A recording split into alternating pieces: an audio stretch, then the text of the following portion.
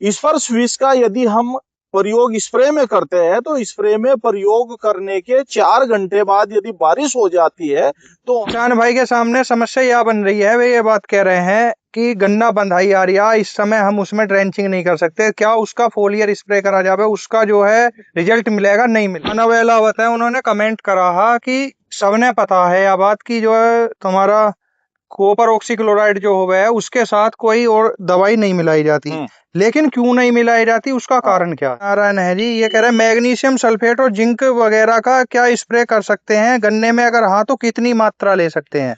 Magnesium Ram Ram किसान भाइयों, आज की वीडियो किसी रोग किसी कीट के ऊपर नहीं है। आज की वीडियो स्पेशल, जैसे आज मौसम खराब चल रहा है, समय समय पर मौसम अपने रंग दिखा रहा है, उस दौरान में हमारे किसान भाई जैसे कीटनाशक या खरपतवार नाशी या और दवाओं का जैसे स्प्रे करे हैं, तो स्प्रे करने के बाद कितने समय बाद अगर बारिश आ जाए तो उनके रिजल्ट कितने मिल जाएंगे। और दूसरी चीज है कि जैसे मौसम खराब है, ऐसे खराब मौसम में किसान भाई ने जो है स्प्रे करनी चाहिए, उसमें धूप की कितनी बड़ी रोल हो है, इसके बारे में जानकारी लेंगे।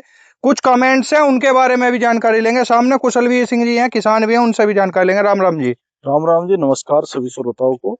मैं Kushalveer, senior cane development manager, Simbhaoli sugars limited, Simbhaoli. जैसा आपका सवाल है कि मौसम खराब चल रहा है और किन किन दवाइयों का स्प्रे करने पे बारिश आने पे नुकसान होता है, किन का नहीं। दो तरह के विष है जनरलतः, एक स्पर्श विष जिसे कॉन्टैक्ट पॉइजन कहते हैं, एक दैहिक विष जिसे सिस्टमिक पॉइजन कहते हैं।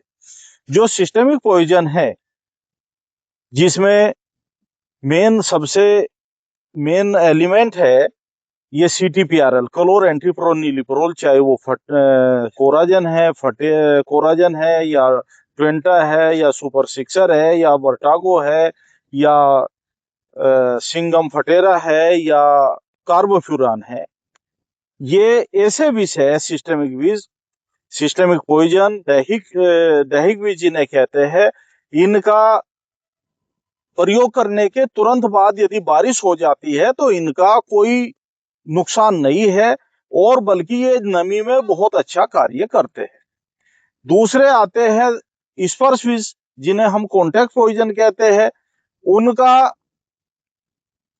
कॉन्टैक्ट पॉइजन वो पॉइजन होते हैं जिनके संपर्क में आने से कोई कीट या नाशी जीव खत्म होता है, उन्हें हम कॉन्टैक्ट पॉइजन कहते हैं या स्पर्श विष कहते हैं। स्पर्श विष का यदि हम प्रयोग स्प्रे में करते हैं तो स्प्रे में प्रयोग करने के 4 घंटे बाद यदि बारिश हो जाती है तो हमें अच्छे परिणाम प्राप्त हो जाते हैं।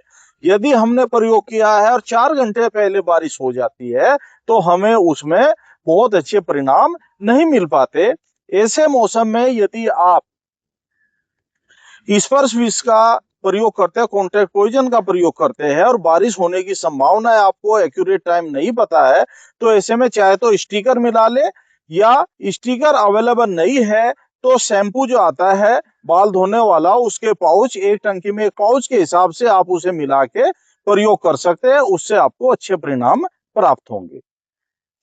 दूसरे जो वीडीसाइड है, वीडीसाइड में जितने भी वीडीसाइड है उसको प्रयोग करने के यदि 1 घंटे बाद भी बारिश हो जाती है तो आपको अच्छे परिणाम प्राप्त होंगे और जितने लंबे टाइम तक नमी बनी रहेगी तो आपको बेहतर परिणाम उसमें प्राप्त होंगे। केवल और केवल यदि हमारी फसल में कहीं मीली बग या ब्लैक बग या कोई भी सकिंग पेस्ट का प्रयोग दिखाई दे रहा है तो आप उसमें जब स्पर्श विष का प्रयोग करते हैं तो अच्छा ये है उसमें थोड़ा बहुत सिस्टमिक विष भी मिला लेना चाहिए, दैहिक विष मिला लेना चाहिए, अन्यथा उसमें आप स्टिकर या शैम्पू का प्रयोग कर सकते हैं। ठीक है, जैसे जी CTPR मार्केट के बाहर जो खूब बिक रही हैं 18.5%, 47.85%। कुछ किसान भाई के सामने समस्या यह बन रही है, वे ये बात कह रहे हैं कि गन्ना बंधाई आ रही है, इस समय हम उसमें ड्रेंचिंग नहीं कर सकते, क्या उसका फोलियर स्प्रे करा जाए, उसका जो है रिजल्ट मिलेगा नहीं मिलेगा? नहीं, कोई भी चीज जिसकी रिकमेंडेशन है, जो रिसर्च के बाद, एक्सपेरिमेंट के बाद सिद्ध हुई है, उसमें कोई तोड़ मरोड़ नहीं करनी चाहिए। यदि गन्ना बंधाई योग्य है और किसी ड्रेंचिंग करना सुविधाजनक है तो ऐसी स्थिति में आप ग्रेन्यूल या दानेदार दवाई का ही प्रयोग कर सकते हैं कि CTPRL लिक्विड को आप स्प्रे ना करा जाए। ठीक है जी। बाकी जी एक मानव एलावत है, उन्होंने कमेंट करा है कि सबने पता है यह बात की जो है तुम्हारा कॉपर ऑक्सीक्लोराइड जो हो है उसके साथ कोई और दवाई नहीं मिलाई जाती, लेकिन क्यों नहीं मिलाई जाती, उसका हाँ, कारण क्या है? देखो ये सब्जेक्ट है, 2 साल का कोर्स है पढ़ाई के लिए तो ठीक है, लेकिन सीमित समय में इतनी जानकारी देने की बात जहां तक आती है तो कॉपर ऑक्सीक्लोराइड में कॉपर और क्लोराइड ये दोनों एलिमेंट ऑक्सीजन के बॉन्ड से बंधे रहते हैं, और तीसरी दवाई यदि आप इनमें तीसरा कोई भी तत्व मिलाते हैं तो तुरंत रिएक्ट करता है, जिससे फसल में बर्निंग भी आ सकती है, घोल फट भी सकता है, और इसकी एफिशिएंसी भी कम हो सकती है। सीओसी अपना पूरा काम नहीं करेगा, केवल और केवल बैक्टीरियोसाइड इसके साथ में मिलाने की सलाह दी जाती इसमें जी क्या दिक्कत बन सके है, मतलब जो सांद्र है, जो घोल है, वो किस रूप में जा सके है? फट भी सकता है वो, और दूसरे केमिकल के साथ कोई भी रिएक्शन हो सकती।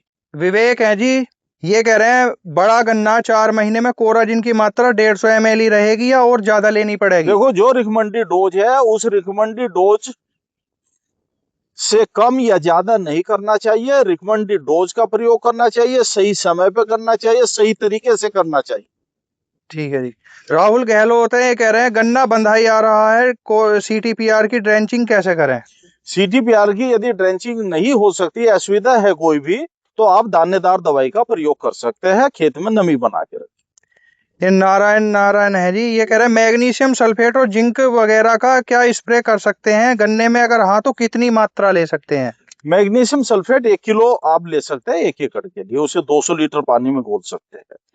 Zinc sulphate? जिंक सल्फेट को आप यदि आप 33% वाली ले रहे हैं तो आप 1 किलो ले सकते हैं, और एक सबसे बढ़िया यदि आपको स्प्रे में यूज करना है तो इसकी तलवार जिंक आती है क्रिस्टल कंपनी की, उसका आप आधी किलो जिंक प्रति एकड़ की दर से प्रयोग कर सकते तरुण देसवाल है जी, ये कह रहे हैं भाई अगले स्प्रे का टाइम बताओ, क्या रखें, अभी सूंडी निकल गई है, कुछ तितली बनने की सिचुएशन में है। हैं। हाँ, देखो इनका सीधा सवाल है, टॉप बोरर की तीसरी पीढ़ी का कंट्रोल करना है, तो तीसरी पीढ़ी का कंट्रोल करने के लिए आप जिन खेतों में 2 महीने के अंदर ये CTPRL या कोई भी दैहिक विष का प्रयोग किया है तो उसमें तो जरूरत नहीं है, लेकिन 2 महीने से ज्यादा हो चुके हैं या 30 जून को 2 महीने हो जाएंगे जिन खेतों में कोराजन फटेरा पड़े हुए, उनमें आप फिर से कोराजन फटेरा का प्रयोग करें, और जून के लास्ट में यानी 30 जून से पहली जुलाई के पहले सप्ताह तक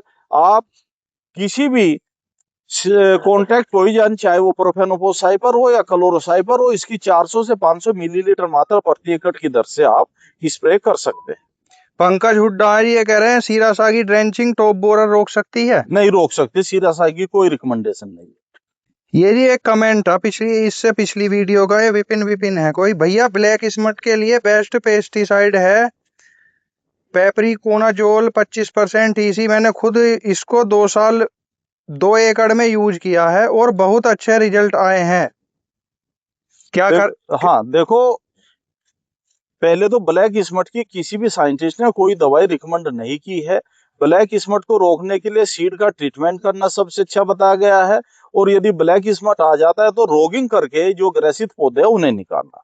लेकिन ग्रसित पौधे जब निकालते हैं तो थोड़ा बहुत उसका काला चूर्ण खेत में झड़ जाता है, उसे रोकने के लिए, उसके स्प्रेडिंग को रोकने के लिए या बढ़ती हुई बीमारी को रोकने के लिए आप किसी फंजीसाइड का स्प्रे करते हैं, चाहे वो सीओसी हो, चाहे कार्बेंडाजिम प्लस मैनकोजेब हो, चाहे आपका एजोक्सिस्ट्रोबिन प्लस डाइफेनाकोनाजोल हो या प्रोपेकोनाजोल हो, तो इन सब का अच्छा परिणाम मिल जाता है, यानी वो बढ़वार फिर से नहीं हो पाती।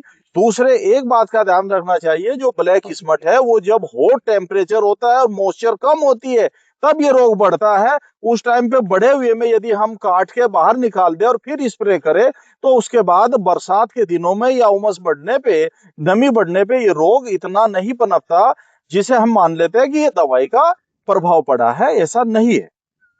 अगर किसी गन्ने में रेड रोट के सिम्टम आ रहे हो, कहने का मतलब है मुड जो सूख गया हो, तो उसका क्या इंतजाम करना चाहिए? देखो सबसे पहले तो रेड रोट का यदि हमें सिम्टम दिखाई दिए है तो उस स्थान को, उस जो मूड है उसे जड़ सहित उखाड़ के नष्ट कर दे, और उस जगह पे आप चाहे तो ब्लीचिंग पाउडर कहा जाता है, ब्लीचिंग पाउडर डाल दे। और ब्लीचिंग पाउडर आपको नहीं मिलता तो थायोफेनेट मिथाइल या कोई भी फंजीसाइड दवाई आप घोल बना के 1 लीटर घोल वहां पे आप डाल सकते हैं।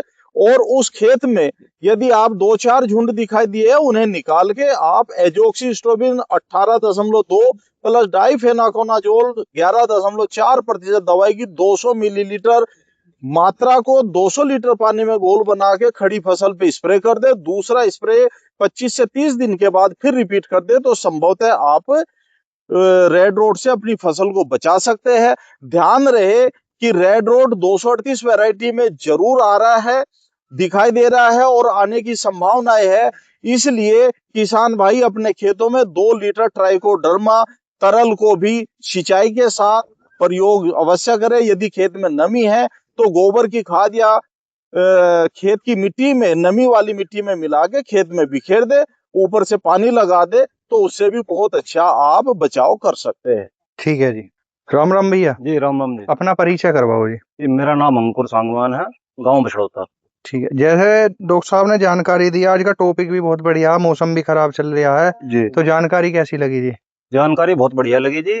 और ये हमारे साहब समय समय पर हमारे पास आते भी रहते हैं और हमें अपने मार्गदर्शन भी देते हैं हमें कि भी आगे हमें कौन सी दवाई लगानी है या कौन सा स्प्रे करना है।